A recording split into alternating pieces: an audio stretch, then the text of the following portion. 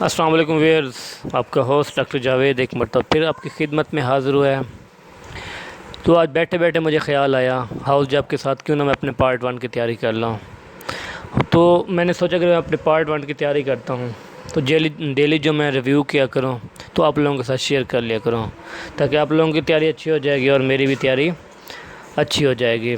तो पढ़ना आप लोगों ने जस्ट मैं जो पॉइंट्स मैंने बनाए हुए थे, जो अपने पीएमडीसी के टाइम जो मैंने रिव्यू किए थे, स्टडी किए थे, उन पॉइंट्स को आप लोगों के साथ मैं शेयर करता रहूँगा।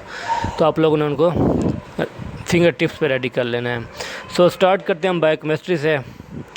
बायोकेमिस्ट्री के न्यूक्लियोटाइड में प्यूरिन के अंदर जो होते हैं ना, 2 रिंग्स पाए जाते हैं। पैरामिडीन के अंदर 1 रिंग होता है। और deamination of cytosine form uracil, mean का डीअमाइनेशन ऑफ साइटोसिन जब होता है यूरोसिल बनाता है।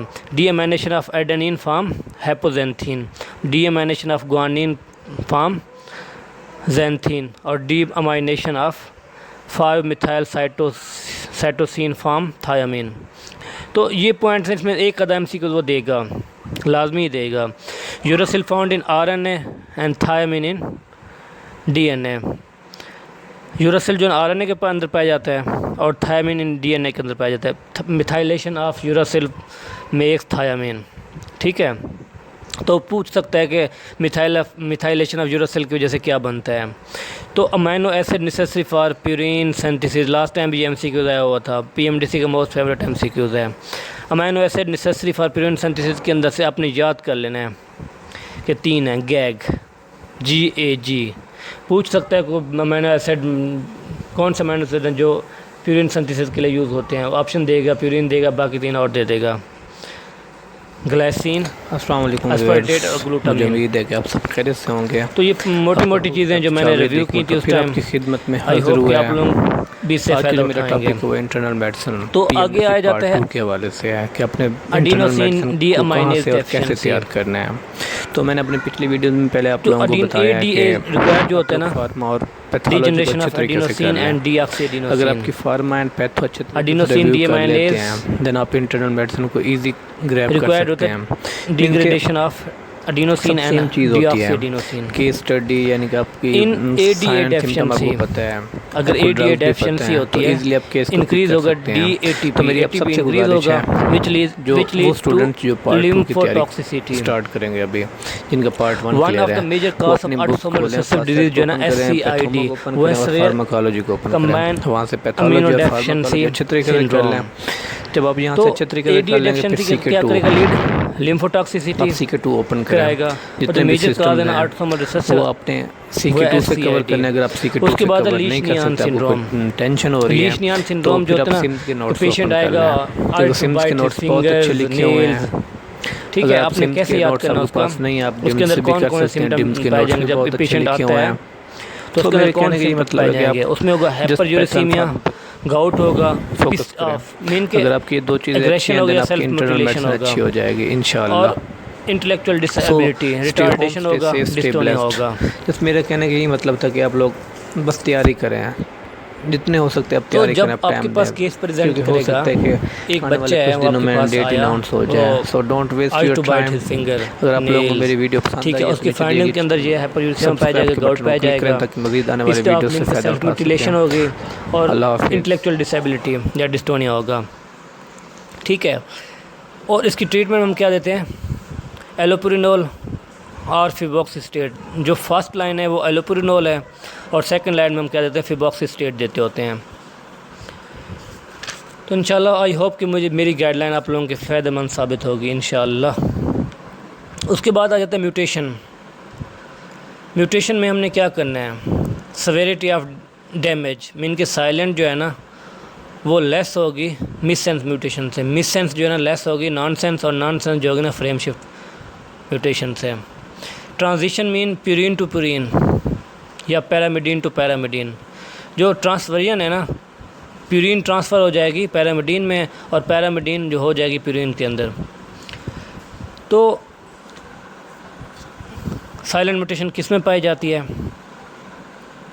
Missense mutation. Sickle cell disease के अंदर पूछ सकता है कि मिस सेंस म्यूटेशन कौन सी डिजीज़ के अंदर पाई जाती है, तो ये आप लोगों को याद होनी चाहिए। मिस सेंस म्यूटेशन क्या होगा, substitution of glutamic acid with valine, sickle cell disease के अंदर पाया जाता है ये। और nonsense mutation, stop the nonsense. उसके बाद है frameshift mutation. Frameshift mutation 2 में पाई जाती है, और एक टेशक डिजीज़ है और डुचीन मस्कुलर डिस्ट्रॉफी के अंदर। और जो सप्लाई साइड म्यूटेशन है वो पाई जाती है rare cause of cancer, dementia, epilepsy और some time of beta thalassemia. जिस तरह मैं कह रहा हूँ आप लोगों ने इस तरह याद करना है, इंशाल्लाह आप लोग फ़ायदा उठाएंगे इंशाल्लाह। उसके बाद है गाइस आरएनए पॉलीमरेज़। मैंने पहले जो वीडियो बनाई थी उसमें मैंने ये डिस्कस किया था आरएनए पॉलीमरेज़ से एमसीक्यूज़ आते हैं, वो मैं आपको बता देता हूँ। स्टार्ट और स्टॉप कोडान कौन से हैं? स्टार्ट कोडान जो है ना AUG in aggregate protein synthesis, और जो स्टॉप कोडान है ना वो है you go away, UGA, UAA और यू आर गॉन, UAG। इसमें से वो एमसीक्यू पूछ सकते हैं कि कौन सा स्टॉप कोडान है। तो आरएनए पॉलीमरेज़ में हमने क्या करना है, RNA polymerase make small RNA the most common rampant present only in nucleolus. RNA polymerase जो बनाता है ना RNA बनाता है। उसके बाद RNA polymerase 2 makes messenger RNA, largest RNA of massive RNA, mRNA is read 5 to 3। RNA polymerase 3 make rRNA, tRNA और smallest है, मीन के टिनी है ये। RNA पॉलीमरेज़ जो है RNA पॉलीमरेज़ 1 वो रैम्पेंट है, RNA पॉलीमरेज़ 2 जो है वो मैसिव है, और RNA 3 पॉलीमरेज़ 3 जो है ना वो टेनी है RNA, और नो प्रोफीडिंग फंक्शन, बट इसको रहने दें। उसके बाद आ जाता है इसके अंदर एक इम्पॉर्टेंट क्वेश्चन है, एमसीक्यूज़ अगले उसके ऊपर। Alpha amanitin found in amanita Philadelphia phalloides, mean के डेथ कैप मशरूम के अंदर पाई जाती है, जो इनहिबिट करता है आरएनए पॉलीमरेज़ 2 को। जब ये आरएनए पॉलीमरेज़ 2 को इनहिबिट कर देगा तो क्या होगा, हेपेटोटॉक्सिसिटी होगी। अगर हम इसको इंजेस्ट कर देते हैं, इसके अंदर if ingested actinomycin D inhibit RNA polymerase in both prokaryotes and eukaryotes. Alpha 1 अमेंटिन जो है ना वो क्या करेगा, इनहिबिट पॉलीमरेज़ 2 जो काज करता है सवेयर हेपेटोटॉक्सिसिटी।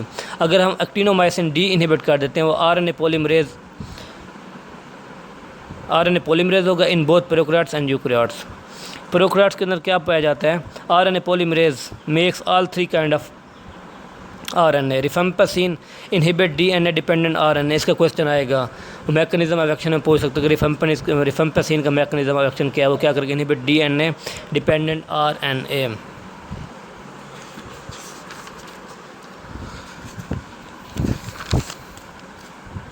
उसके बाद गाइस हम आ जाते हैं रफ एंडोप्लाज्मिक रेटिकुलम। इसके अंदर क्या होगा, नेज़ल बॉडीज़ पाई जाती हैं। रफ एंडोप्लाज्मिक रेटिकुलम के अंदर ना नेज़ल बॉडी पाई जाती हैं, आप लोग जस्ट इतना याद कर लें।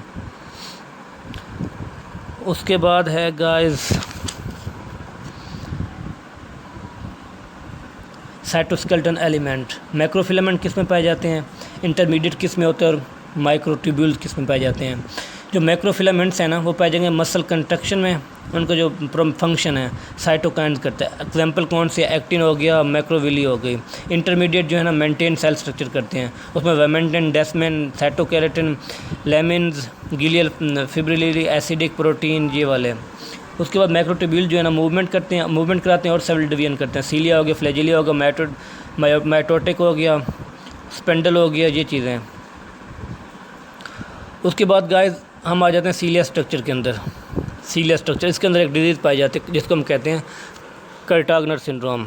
अल्फ़ा 1 सिलियरी डिस्काइनेसिया होगा, इसमें क्या होगा, इम्यूटाइल सीलिया होते हैं ड्यू टू डायनन आर्म डेफेक्ट की वजह से। ये ऑटोसोमल रिसेसिव है। रिजल्ट क्या करता है, decrease in male and female fertility due to immotile sperm. Kartagener syndrome का क्या है, अल्फ़ा 1 सिलियरी डिस्काइनेसिया है, इम्यूटाइल सीलिया होगा due to dynein arm defect. Autosomal recessive है, इसका रिजल्ट क्या होगा, इसका रिज़ल्ट ये होगा कि डिक्रीज़ करता है मेल एंड फीमेल इनफर्टिलिटी। उसमें क्या होगा, इम्यूटाइल स्पर्म पैदा होंगे और dysfunctional fallopian tube and ciliary dyskinesia respectively increase risk of pregnancy, वो पूछेगा कार्टागनर सिंड्रोम किसकी वजह से होता है, उसमें क्या होगा, 1 सिली डिस्क एनेरिया कराता है ये। उसके बाद जो हमारे पास केस प्रेजेंट करते हैं वो ब्रोंकिक्टेसिस की can cause bronchiectasis, recurrent sinusitis, chronic ear infection, conductive hearing loss and situs inversus. जब हम उसका एक्सरे करवाते हैं हमें क्या मिलेगा, डेक्स्ट्रोकार्डिया मिलेगा। तो हम कह सकते हैं Kartagener restaurant take out only there no dine in, mean के